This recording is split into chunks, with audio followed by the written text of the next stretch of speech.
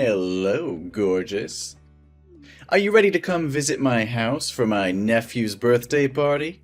Remember to prepare a present for him, and most importantly, dress well. I want everyone to admire me for having such a wonderful and beautiful girlfriend like you. Hi, baby. I've prepared a present for your nephew, but I'm very worried. What if your family doesn't like me? Don't worry, I'm sure everyone will love you. You are very beautiful. Trust me, you'll be the highlight of the party. You're the looks, and I'm the brains in the relationship. That's how it works.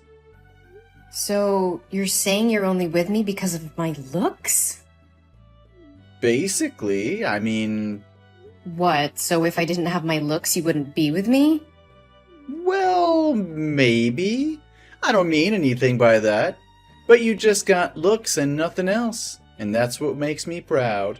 Every time I go out on the street with you, other men look at you and admire me because I have you. It always gives me a sense of victory and pride. No, you love me for me, right? Babe, I'm just teasing. Of course I love you for you. I mean, what if I were really fat? Or had acne spots and pitted scars or freckles? Would you still want to marry me? Oh, no, honey. I am such a wonderful, successful, and handsome man, so my wife must be beautiful and fancy too. I would definitely never date someone the size of a whale, let alone marry. And you seem to have gained a bit of weight lately. Maybe you should hit the gym to prepare for our wedding. I want you to stay sexy and slim. What? Are you kidding? I didn't realize I had gained weight. I guess I just feel like you only care about my looks, not who I am as a person. Come on, Chris, don't be ridiculous. Of course I care about who you are. But let's be real. Physical attraction is important in a relationship. And I want to be with someone who takes care of themselves and looks good. I understand that, but when you said you wouldn't marry someone the size of a whale, it really made me feel insecure. I can't stop thinking about it. And I'm scared that you'll leave me if I gain weight or if I don't look as good as I used to. Oh, Chris, I'm sorry. I didn't mean it like that. I love you for who you are, not just your looks. I think you're beautiful no matter what. But what if I'm not beautiful anymore? What if I'm not the same person you fell in love with? You'll always be the same person to me, Chris.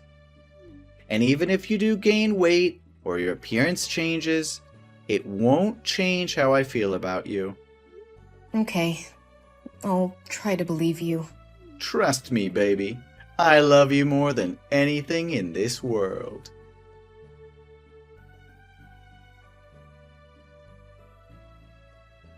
Hey, Mike? Where are you? I need you to come over and sign the surgery form. Surgery form? What for? I mean, your face was already ruined. Even if you have more surgery, you won't be as beautiful as you used to be. It's just a waste of money, Chris. How can you say that to me, Mike? Didn't you say just a few days ago before the bandages were taken off that you would love me no matter what? And now that I'm not as beautiful as I used to be, you're saying that it's a waste of money to have surgery? Also, you're calling me stupid for trying to save your nephew from the fire. Chris, I didn't mean to hurt you, but you have to understand that I'm upset about what happened to your face. And yeah, you did act stupid and careless by running into a burning house to save a child. Isn't the first thing you should do when you see a fire flare up to protect that face? Now look at you. Your neck and face both have second and third degree burns. The doctor told me that there's almost no chance you'll ever be as pretty again as you used to be. So you're saying that my appearance is more important to you than my life? You said that you loved me no matter what, but now you're acting like my face is the only thing you care about. And don't you dare call me stupid for saving a child's life. That child is your nephew, and I couldn't just stand there and watch him burn. And to this day, I still can't believe that when you guys found out that there were still people trapped in that house, not a single member of your family rushed in to save the child. It's really cruel and heartless. Hey, watch your mouth. We didn't know there were still people trapped inside. It was a chaotic situation, and we were trying to get everyone to safety. We're not heartless or cruel. We're human beings who make mistakes. Even if I knew, I wouldn't put myself in such a dangerous situation, but would calmly wait for the fire department to arrive. Wait? Until when were you going to wait? Until the boy turned to ashes? I know, Chris, and I appreciate what you did for my nephew. But I just can't help feeling angry and frustrated about what happened to your face. I'm sorry for being insensitive, but I can't just pretend like everything's okay. And as for your appearance, of course it's not the only thing I care about. But let's face it, looks matter, and I'm just worried about how this is going to affect us. How could you say that? I thought you loved me for who I am, not just what I look like. And now that I don't look like your idea of pretty, you're acting like I'm some kind of burden. No, Chris, that's not what I meant. I'm not trying to make you feel like a burden, but I can't ensure my love for you will be the same. And we have to face the reality of the situation. Your face is never going to be the same again, and we have to figure out how to deal with that. Really? I just feel so insecure now, Mike. I'm scared that you'll leave me if I don't look as good as I used to. Really? Now let's sign that surgery form and get you on the road to recovery. We'll get through this together, I promise. Thank you for being here with me, Mike.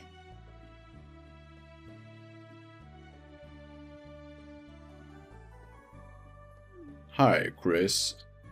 I wanted to check in since you missed your psychotherapy appointment today.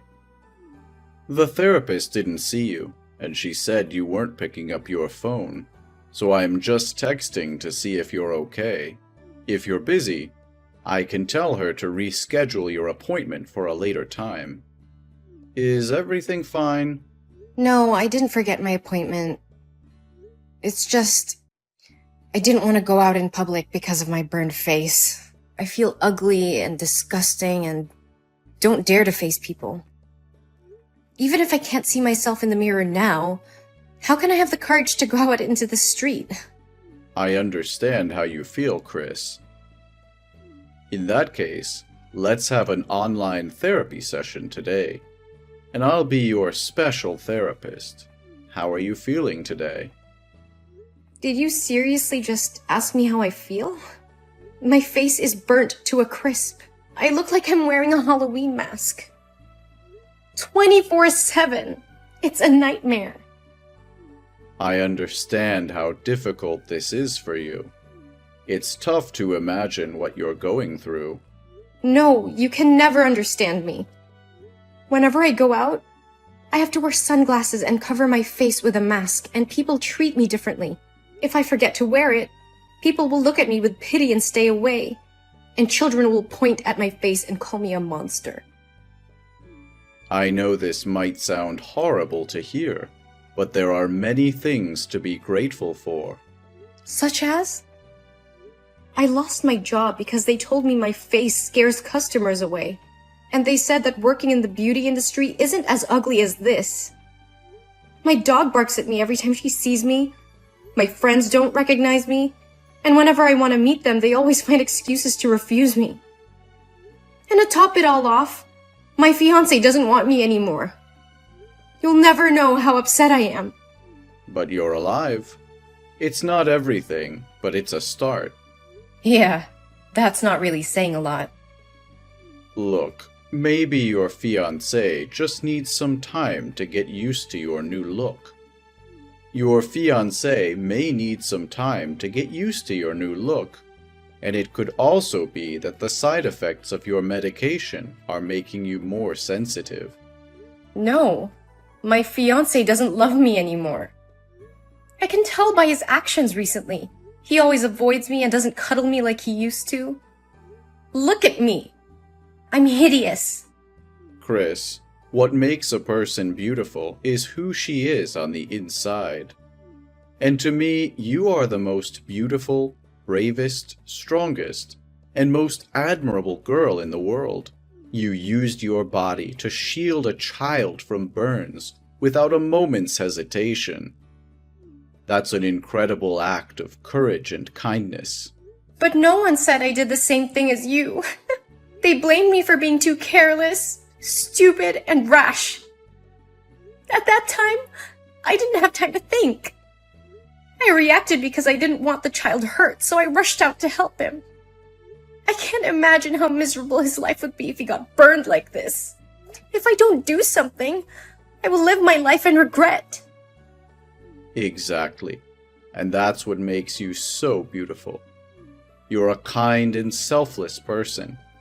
And if your fiancé can't see that, then maybe it's best not to marry him. Thank you, Doctor. I feel a bit better now. I'm glad to hear that, Chris.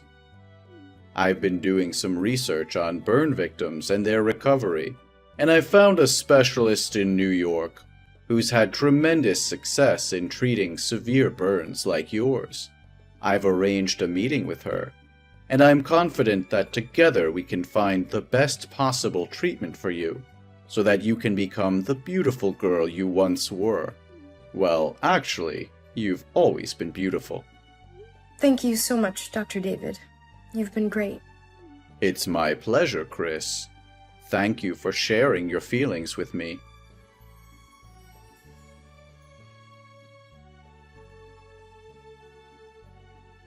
It's late, Mike. Where are you now? My buddy John is having a basketball match tonight. I'm gonna go down there to watch with the guys. Oh, I love basketball. Send me the location and I will come join you guys. I'll get ready right now. No, baby. This is like a guys-only thing. Really, just stay at home. What's happening? You always bring me to gatherings with your friends. But things have changed. What changed? We still love each other, don't we? Your face, Chris. It's not what it used to be. Oh, you know what I mean. Are you embarrassed?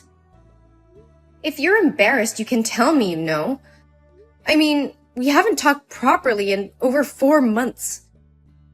You hardly even look at me anymore.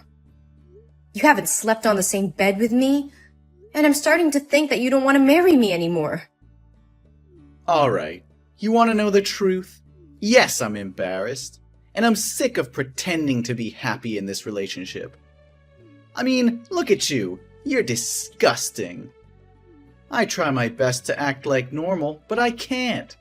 It looks like somebody took a cheese grater and just let loose on your face. And marry you? Are you kidding me? Who would want to marry you right now? God, you look like Freddy Krueger. What are you saying? I'm saying I'm breaking up with you. Alright? I'm sorry, but your face puts me off. How could you say such things to me? Don't you know how much I love you? Don't you remember all the good times we've had together? Of course I remember the good times, Chris. But those times are gone now. Things have changed, and I can't keep pretending that everything is okay. I'm just being honest with you as you ask. And the truth isn't always easy to hear, Chris. So you're just going to throw everything away because of the way I look? You're going to break up with me because of something that's beyond my control? It's not just about the way you look, Chris. It's about the fact that I can't be with someone who I'm not attracted to. It's about the fact that I can't keep pretending to be happy when I'm not. I'm sorry, Chris, but I can't do this anymore. And you could have avoided this if you hadn't intended to be such a heroine. No, Mike. I'm not trying to be anyone. I'm just trying not to live in sin and regret for the rest of my life for standing on the sidelines while watching someone die. So what? Do you hope my family will feel grateful to you and consider you as a benefactor? Let me tell you, the other day after visiting you from the hospital, my family wouldn't allow me to marry you anymore because they said your face was too scary, and they didn't want the neighbors to talk about it. My nephew cried when he saw you, didn't he? He told me that you're a monster. Whoa, that really hurts. You could have told me this before, Mike. Instead, you strung me along, pretending everything was okay. How could you be so heartless? You gave me hope, but in the end, you were the one who extinguished my hope. Yes, whatever you want. I just want to say that I'm breaking up with you, and you should move out of the house before I come back. No, Mike. You're wrong. I'm the one who's breaking up with you. What? You're breaking up with me? You should be begging and holding me back. Yes, I am. I can't be with someone who is so shallow and cruel. You're willing to throw away a 4-year relationship because of something that is beyond my control? And then you insult me and my appearance, saying such hurtful things? I can't be with someone who treats me like that. You're not being fair, Chris. I didn't mean to hurt you. I'm just being honest with you. Honesty is one thing, Mike, but there's no excuse for being cruel. You could have expressed your concerns in a much kinder and more constructive way, but instead, you chose to insult me and my appearance. That's not something I can forgive or forget easily. And one more thing. You're making a mistake here, Mike. You are the one who needs to move out, not me. What? You're kicking me out of my own home? This isn't your home, Mike. I paid for it before we even started dating. And since you clearly have no respect for me or my feelings, I think it's best if you leave. Fine, I'll leave. But don't think you can just kick me out and forget about me. You'll surely regret not begging me to stay there. No one will date you anymore.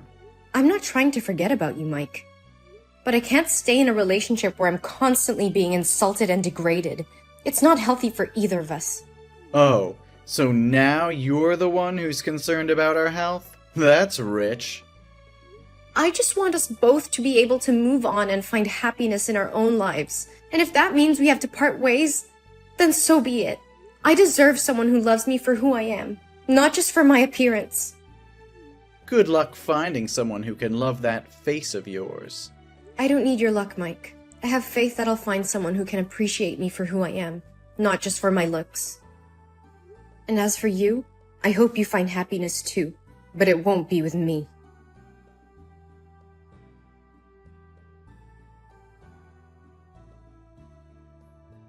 Hey, Chris. How've you been? It's been so long since we talked. How's life treating you? Mike? Why are you suddenly reaching out? It's been 3 years and I haven't heard from you. Is everything okay? No, everything is not okay at all. I just miss you a lot. I can't stop thinking about you after all these years. What? Are you kidding me? That year you said you didn't love me anymore because of my ugly face, remember? Actually, 2 years ago, something terrible happened to me. I was attacked by a gang, and they slashed my face, leaving me with a long, hideous scar. My left eye is also blind, so I can only see out of one eye now. Since then, no girl wants to date me. Oh my god. That's awful. What happened exactly? I was out drinking with my friends and I got very drunk.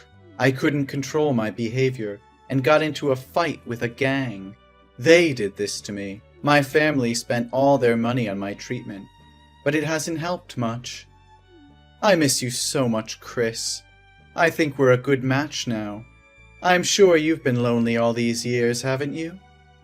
I'm so sorry for what happened to you, Mike, but I can't get back to you.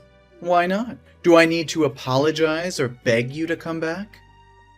Come on, Chris. We're both equally ugly now. Don't make it so hard for me. You're not a petty person, are you? No, Mike.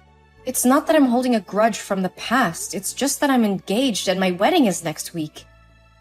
What? You're getting married? To whom? Who would want to be with someone with a scarred face like yours? He's my dermatologist, David. He's been there for me over the years, taking care of me and helping me feel beautiful again. He was by my side when I was at my lowest and always told me that I was the most beautiful person in the world. He helped me stay positive and have faith in life again. And my face is no longer scarred. It's beautiful again. What do you mean, beautiful again? That's impossible. David spent a lot of time researching methods for my surgery, and after 15 surgeries using skin grafting, my face has healed and recovered. You're lying to me, Chris. I can't believe you're getting married to someone else. You were mine, and now you belong to someone else? Mike, please calm down. I'm sorry, but I can't change how I feel. It's been years since we broke up, and I've moved on. How could you do this to me? After everything we've been through, you just throw me away like garbage? I didn't throw you away, Mike. You chose to end things between us. And now I've found someone who loves me for who I am, scarred or not. I can't believe this is happening to me. You're supposed to be mine. I'm the only one who truly understands you. That's not true, Mike. David has been there for me through thick and thin. He accepts me for who I am and loves me unconditionally. And he's the one I want to spend the rest of my life with. You'll regret leaving me, Chris. You'll see that no one will love you like I did. Mike, please stop. Your words are hurtful and untrue. I wish you all the best, but I can't be with you anymore. You're lying. No, I'm not. I'm sorry, Mike, but I have to go now. Please take care of yourself. No, you can't just treat me like that. Why am I the only one who has to live a miserable life with such a disgusting face in the end? I believe someone will love you for who you really are, Mike. You should be optimistic. No, don't talk nonsense anymore. Come back to me right now.